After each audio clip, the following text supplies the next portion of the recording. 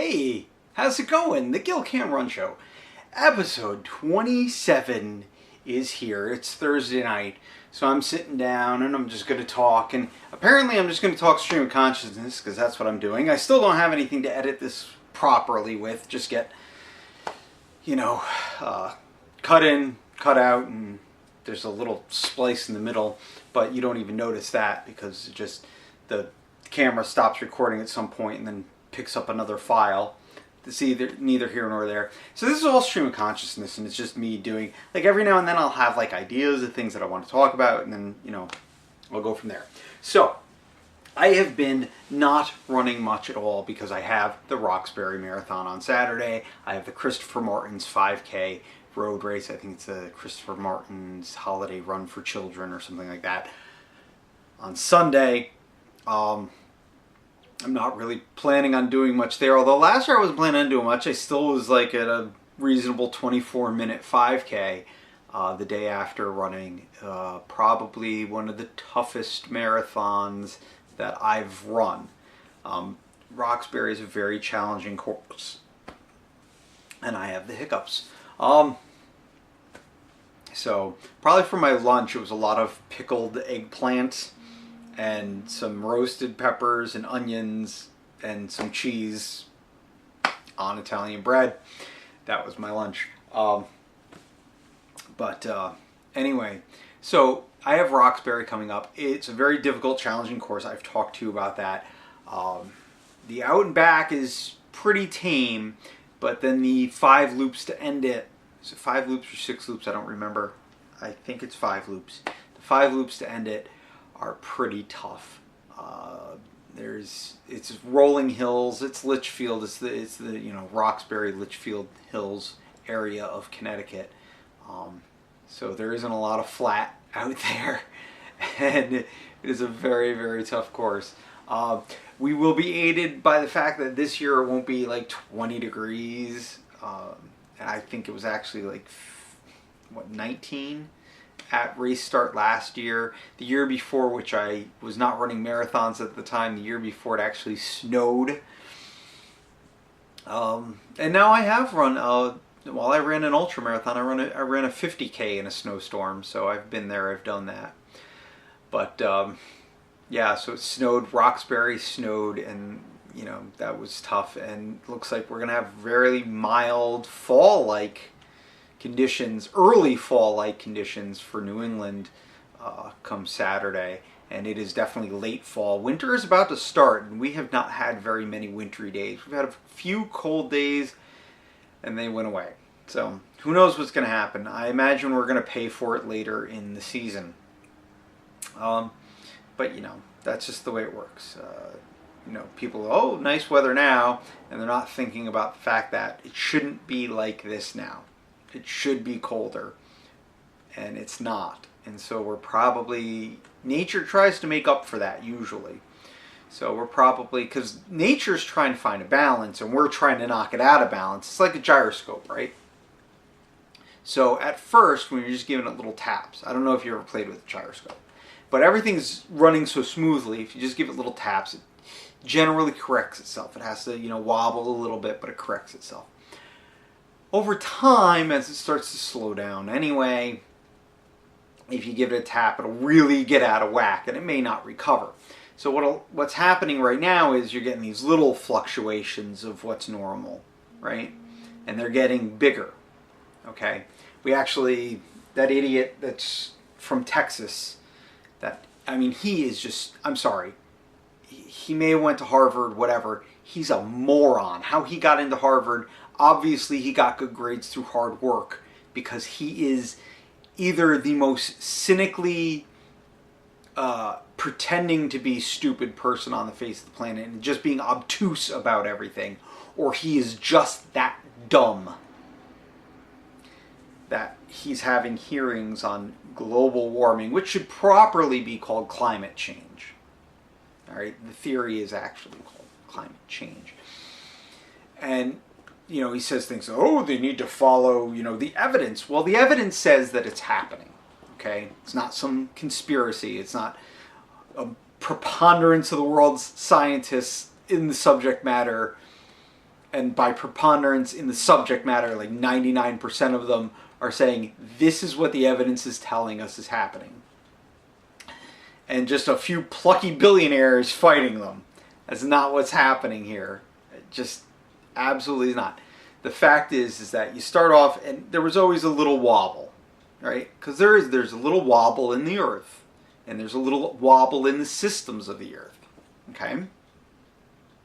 So you get this little wobble, and then we come along and we make a little bit more of a wobble, okay? So sometimes things are normal, sometimes they're out of whack one way, sometimes they're out of whack the other way, okay? As we're making things worse, the wobble's getting a little bit bigger. It's not, now you can look and see, okay, every year it gets warmer. And it hasn't slowed down. If you cherry pick the data, you start at a certain point, it looks like it's slowed down, but it hasn't. It hasn't slowed down, it hasn't stopped, it hasn't reversed. It is a trend that has been happening. The reason things are called theories is because there is a preponderance of evidence to back it up. Okay? Theory is not a hypothesis. You are not postulating an opinion and looking for evidence. A theory has been proven time and again through the scientific method, through those ways and means, in repeatable circumstances. So you can repeat the instance of the experiment and get the same result. That is how you determine what is a theory. Once you've done it enough times, it's as close to a fact as we can get. Okay. That is where we are at with any theory. Okay. Theories tend to have a lot of evidence backing them up. Just because you don't want to accept them or you don't understand it doesn't make it less true. So, anyway, Senator Jackass is out there and he's wasting lots of money grandstanding, lots of taxpayer money grandstanding, because he's making lots of money by lobbying groups that want to support him because he fights so much against it. But the fact is, the wobble was there. It was a little wobble, and we've made it a bigger wobble. It will continue to wobble, and hopefully we will stop it before we actually knock the whole thing over and destroy our chances for life as we know it on this planet. Because here's the thing, right? The Earth is going to endure. As long as we don't actually physically blow it up, which we are capable of doing, believe it or not, and I'm sure that there are people out there stupid enough to do that, because we really do have some assholes on this planet. But the thing is, the Earth will survive. It's humanity that will not. They will kick us off. Some species will survive, probably most of the ones that have survived in the past. Your cockroaches, your sharks, your crocodilians, creatures like that most likely will survive. And not the apex predator sharks, but the lower down the food chain sharks. There are sharks out there that are lower down the food chain. But most of your apex predators will go away. They're usually your most visible, your large herd animals, things like that. They're all going to die, including human beings. We are the apex predator on the planet. But like any predator, we are vulnerable, but we go out of our ways to make ourselves not vulnerable, which causes the problems that we have. I'm sorry, it's a fact of life. A hippo can kill you. That doesn't mean you go out and kill all the hippos. A lion can kill you. That means you don't go out and kill all the lions. A wolf can kill you. It doesn't mean you go out and kill all the wolves. We have to share the planet. Unfortunately, that means that sometimes other animals will use us for food. That is the way it works. If we don't want that to happen, then what we need to do is completely insulate ourselves from nature. The only way to do that, basically, is to move to another planet.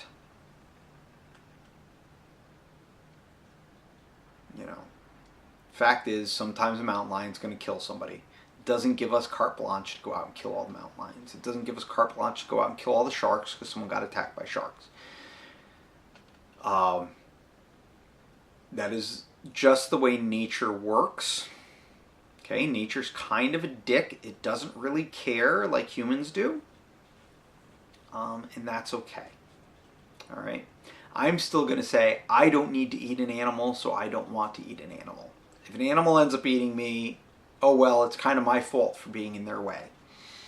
I'm okay with that though. Because while an animal can think and feel and all that stuff, it doesn't have the higher end, a cougar doesn't sit there and think, well, I could eat these plants and survive. Maybe I'll spare that deer over there. They don't think that way.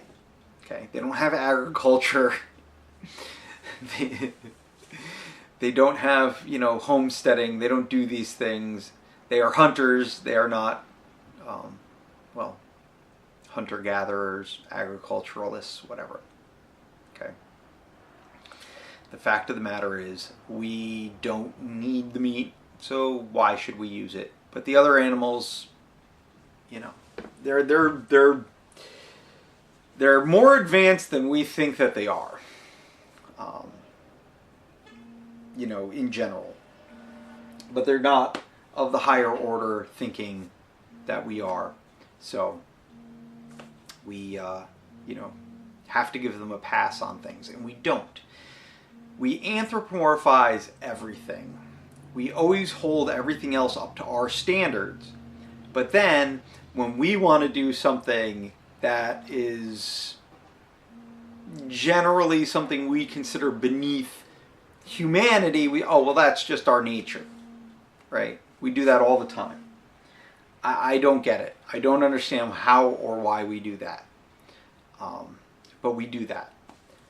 It's very disconcerting, and I don't understand how or why we do that. Why we rationalize the way that we do. I guess it's to make ourselves feel better about bad choices or whatever. But, that's just the way things are. So, that being said, I've been on a thing with that today, I guess.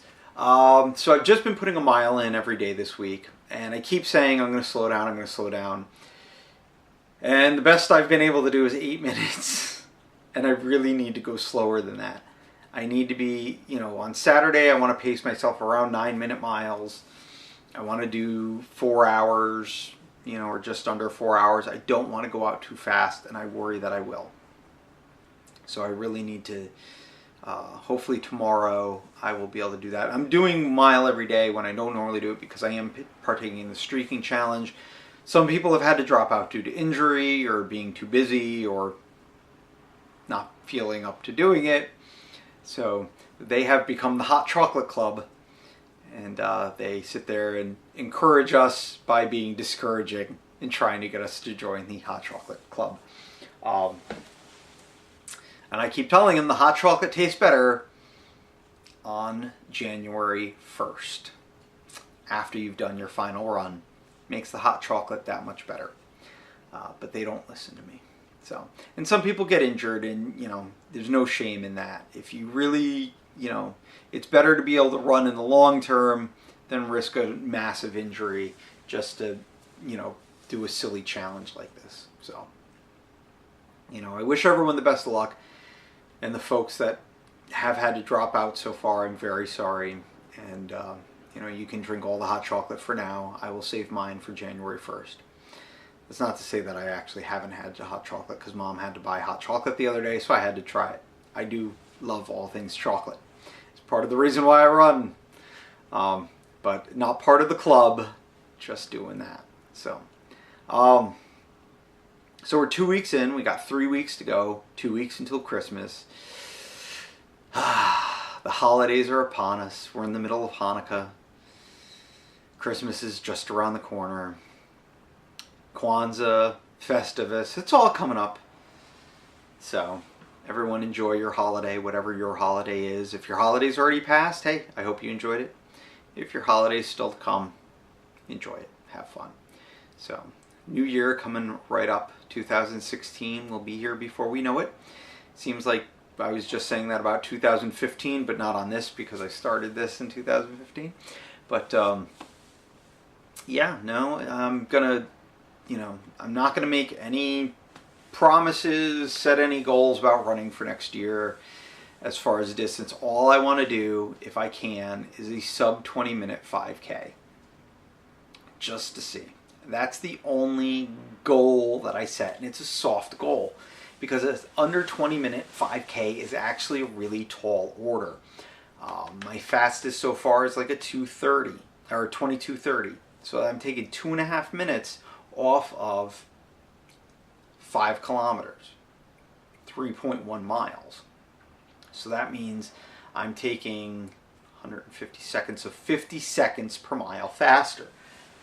That's a big jump, 50 seconds per mile. So, actually it's a little more than 50 seconds per mile. That's a very tall order. That's asking a lot. So we will see what happens. But I feel if I focus on speed over endurance, I might be able to do it. I still plan on running maintenance long run once every 3 weeks or so, 20 to 22 miles once every 3 weeks after Roxbury, just to keep myself going so that if I want to run a marathon, I can, without having to really prep for it and everything. So we'll see how that goes. We'll see what happens. Other than that, I just want to take it easy. I want to enjoy my year. I want to enjoy running. And I don't know what's going to happen this year. I actually just applied for a job in Bari, Italy as an English teacher. I was waiting until I actually had the application in before I said anything. It took a little doing, getting it all together.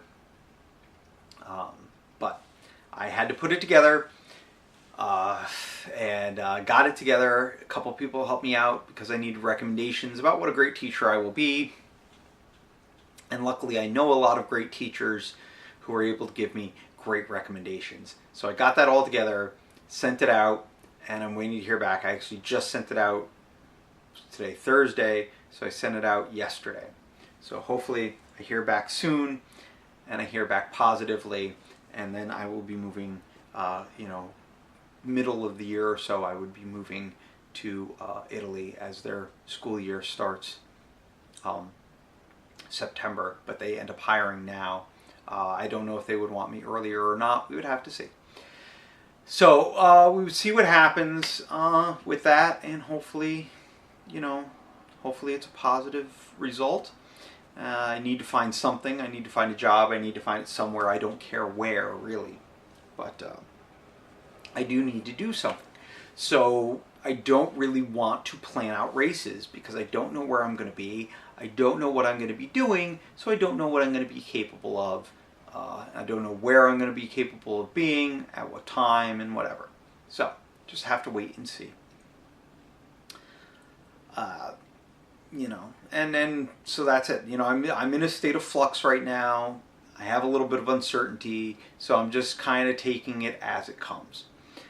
Certainly don't want to plan on any marathons or anything because, they're the most expensive races, generally speaking. You can find some more expensive halves, but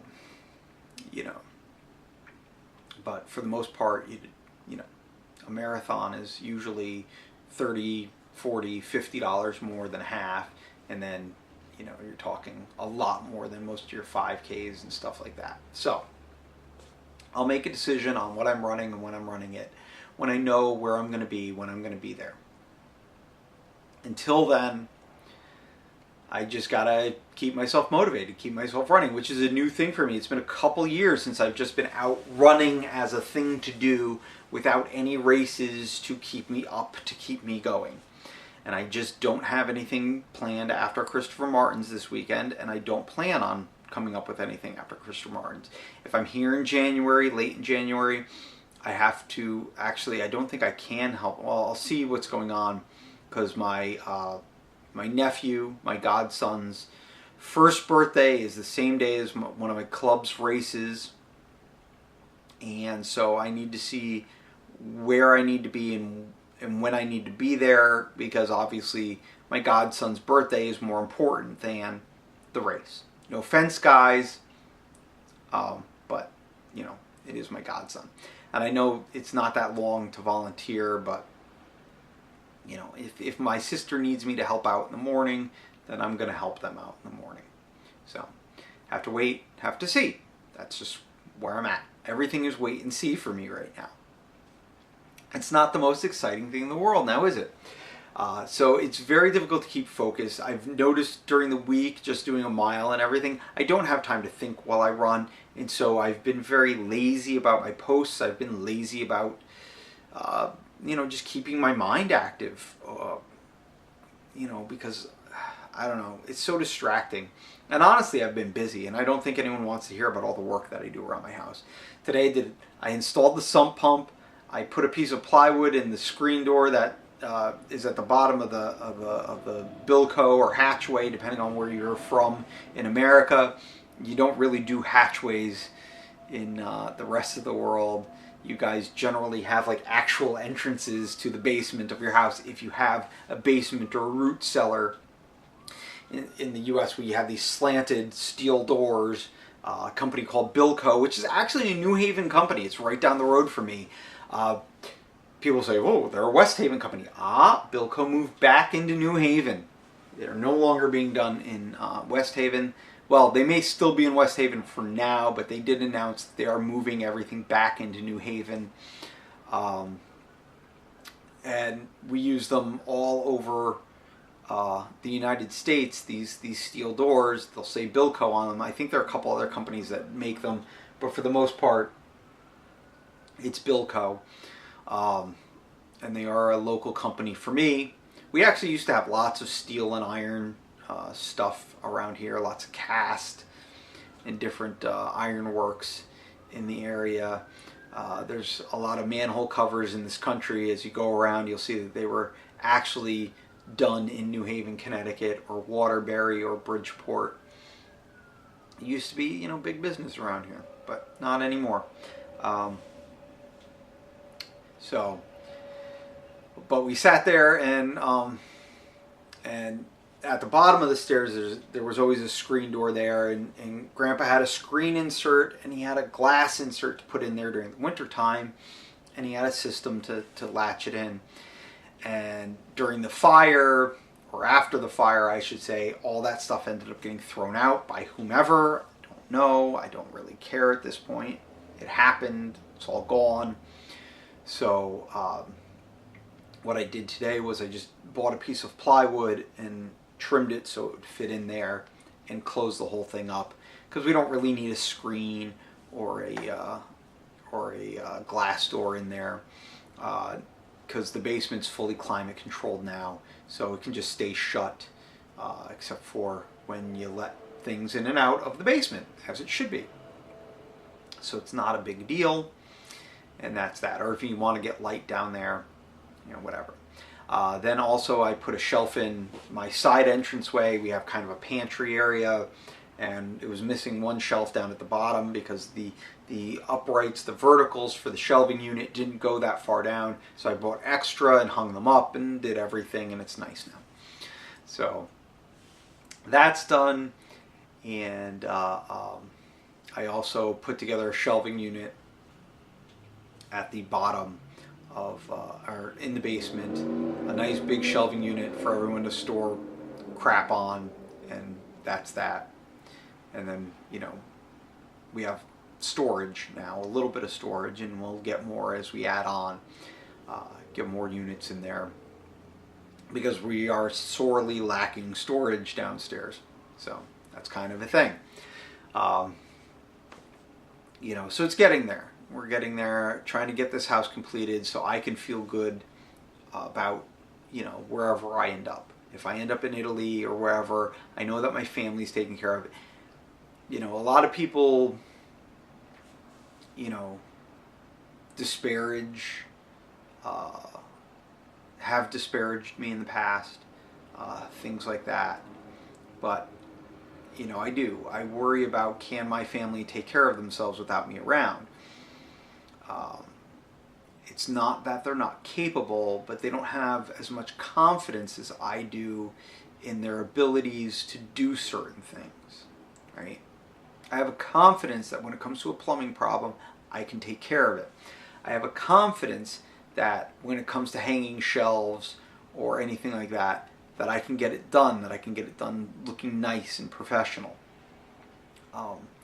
You know, I have because I know that I'll take my time and get it done right. You know, so much of what I do comes down to confidence, not necessarily knowledge, but confidence in myself to be able to do it. And because if I have a problem, if I don't know something, I'm not afraid to ask. I'm not afraid to look for an answer and take my time to get the right answer. You know, and that's a big thing. You have to be willing to say, I don't know something. And a lot of people don't want to do that. They don't want to say, I don't know. They want to know everything. They want to be sure of everything. And if they're not sure of it, then they don't want to be bothered. But I don't know, because they don't want to be reminded that they're limited. I don't know. But the fact is that if you don't know something, the best way to figure out how to do it is to ask. Either ask the right person or ask the right, you know, website. You have to make sure that you get the right information. That's one of the big things with the internet. It's a lot of people look things up and they fall victim to confirmation bias when it comes to information on, you know, opinions and thoughts that they're having. The other problem that they have is when they're looking for advice, they don't tend to check for corroborating evidence, for, you know, to make sure, you know, look at reviews of what people have said about that advice and things like that. It's very important that when you're looking, if you're doing something that you've never done before, you need directions on it, you're not sure what you're doing, make sure you read comments, make sure you read ratings, make sure that you pay attention to where you are, what you're reading, and, you know, does it make sense? And if you're not 100% sure, find somebody and ask them. You know, because there is bad advice out there, or there is advice that's not applicable to your situation because things are slightly different for you. So you always have to check and make sure. And one of the most important things you can do, particularly when you're doing work on your house, I'm bleeding for some reason. One of them is what's distracting me. My finger just started bleeding, like right at the nail or whatever. So anyway, hopefully it'll stop now.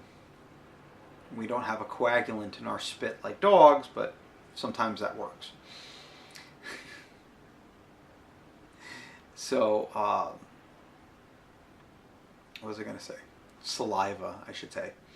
But, so when you're doing stuff on your home, if you're not 100% sure on the advice that's being given for the repair or whatever, check your local building codes.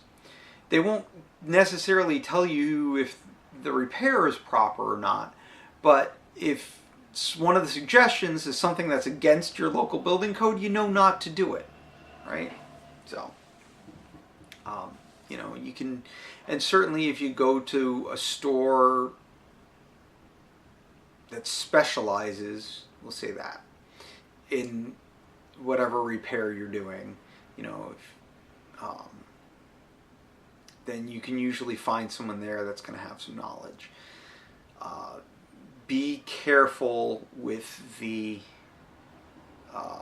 national chain, we'll call it home goods department stores. I don't want to say big box stores. I hate that term. But be careful when you're asking for help there. Not everyone that works there is an expert in the area that they're in.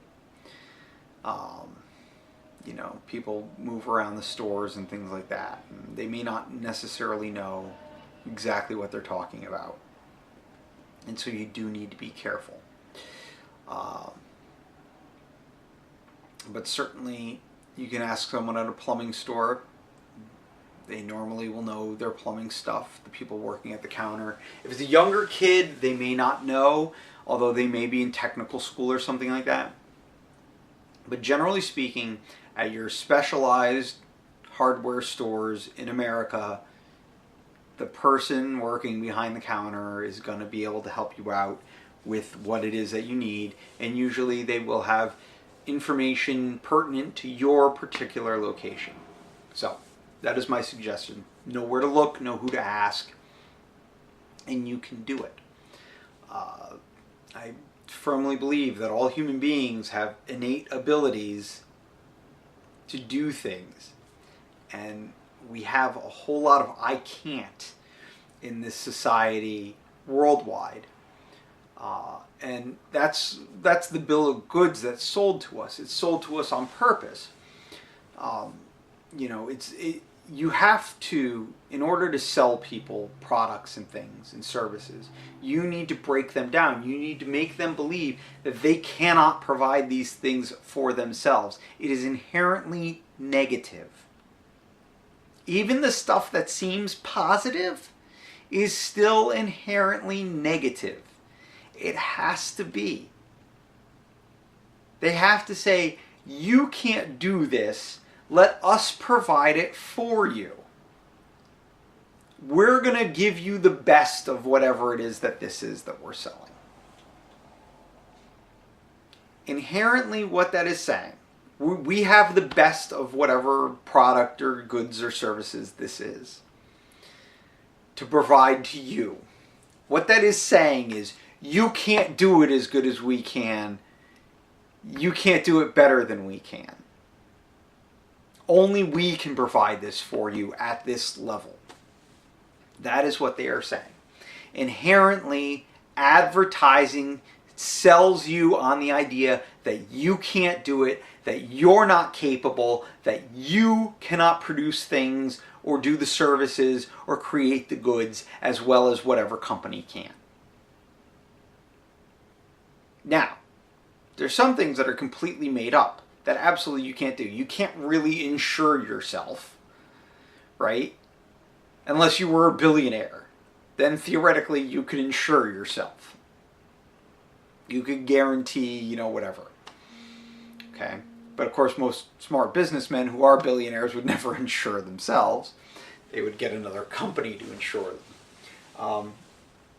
But the point is that real goods, real products, real services, you can do it yourself. You really can. You can study, you can take the time, and you can. I know some very smart people who do very smart things with their lives, who have gone to very smart colleges and everything like that, and have these really big, highfalutin degrees and everything. And they still can get down and dirty and, redo their kitchen or redo their bathroom or fix the car or do whatever, right? Because they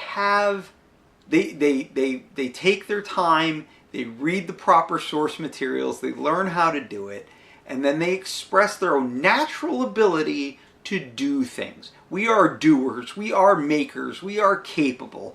That's what human beings are. Right? We're inventors, we're tool makers. That's what we do. And yet we have this whole industry. The entirety of our our civilization at this point is unnaturally telling us, that's what I meant to say, is unnaturally telling us that we can't, that we're not capable, that they need to take care of it for you. That's the problem. That's the real problem here. We've had 100 years plus of advertising, of industry advertising the idea that you aren't capable of doing it. The only thing you're capable maybe of doing is one small step on the assembly line. And the fact is, you know what? You're not even really special in that. I can get anyone off the street to do this job.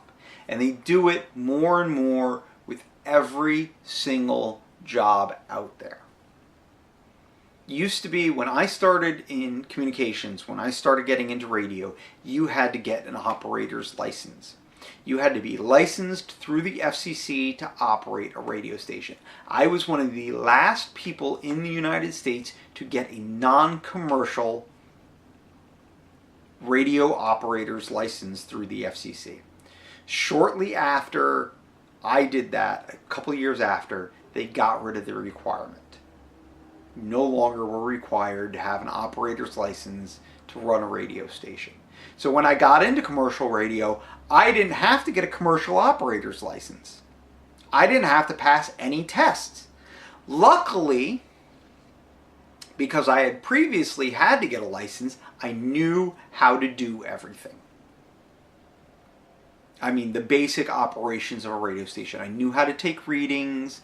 I might have had to brush up on the exact equipment that that particular radio station used, but for the most part, I knew how to take readings. I knew when to take readings. I knew that I had to play a legal ID. I knew how to, turn on backup power. I knew how to run an EAS test, which used to be Emergency Broadcast System. Now it's the Emergency Alert System, EBS, EAS. These are all things I knew how to do because I had to go through and get a non-commercial operator's license. A lot of people coming out of schools now, particularly your broadcasting schools, the for-profit colleges out there, they don't know any of this stuff. And they get hired, and then you have to train them, and then they still screw it up. I know, I used to train them. Most of the people that I trained actually ended up doing very well. But that's because I'm kind of a hard ass about some things. Because I do. I understand that it's not something that anyone off the street can do. You do need to have a degree of specialization in order to do that stuff. So basically, but they do. They want to, all industry, they want to break it down into an assembly line process, and they can plug anybody in and they can do the job. And once again, they're telling you it doesn't, you don't have any special skills. There's nothing special about you or any other human being. You can only do this one little part in this big complicated thing, and we're the only ones that can provide it for you. It's just not true. It's absolutely false. We can. As long as we take our time, as long as we allow ourselves the time to do the things that we want to do for ourselves, we can learn and we can do it. We are capable. We are smart beings. We've always been smart. And, I've said it before, those like ancient alien shows and that crap is a manifestation of that. Well, we can't do these things now. How did they do them then? Because human beings have always been capable.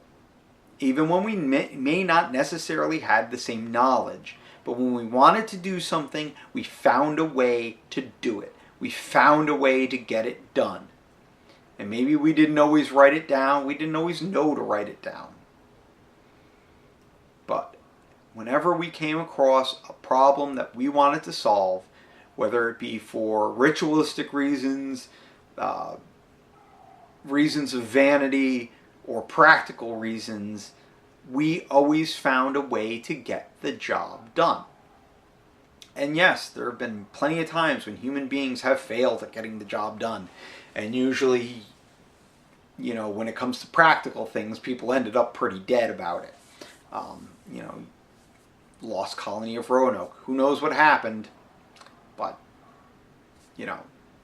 chances are, the local native population ended up helping them out a little bit. But the fact is that, you know, every now and then human beings are going to fail. We're not perfect, but we are more than capable of doing the things that we put our minds to doing. We can do it. We have ability. And, you know, all you need is the drive and the right attitude and to be able to get the right knowledge. Once you have the right knowledge, you can do it. So if you want to learn how to fix the plumbing in your house, there are plenty of books out there, plenty of websites, YouTube channels that are dedicated to it, whatever, and you can learn how to do that stuff, and you can practice, and you can take some time, and you can learn how to do it. Okay? I was fortunate that when I was a kid, I got practice because I had a grandfather who knew all that stuff, and he enjoyed teaching it to me. So I learned how to do all that stuff.